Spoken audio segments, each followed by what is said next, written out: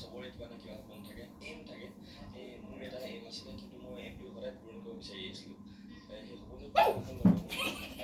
সপোন আছিল মোৰ যে ডান্সাৰ এজন বনিবলৈ, কিবা না কিবা এটা নিজৰ কাৰণে কৰিব লাগে।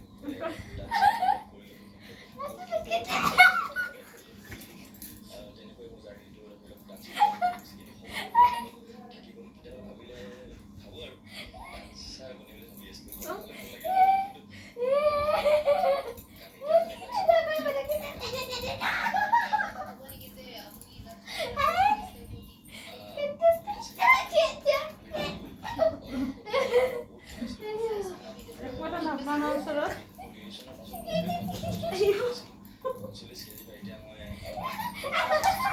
আৰু তেতিয়া মোৰ গাটো মই পুৰা ভাঙি দিব পাৰোঁ। এইখন হাত এইফালে যায়, দুইখন হাত এইফালে যায়, গাটো সেইফালে থাকে,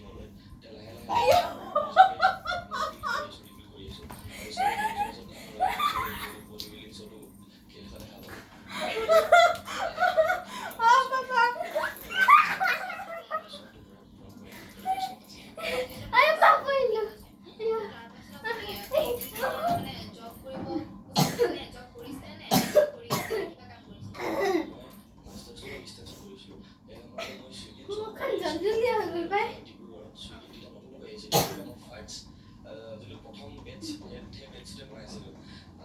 তাৰপিছত মই ABC কোচিং কৰিছিলোঁ।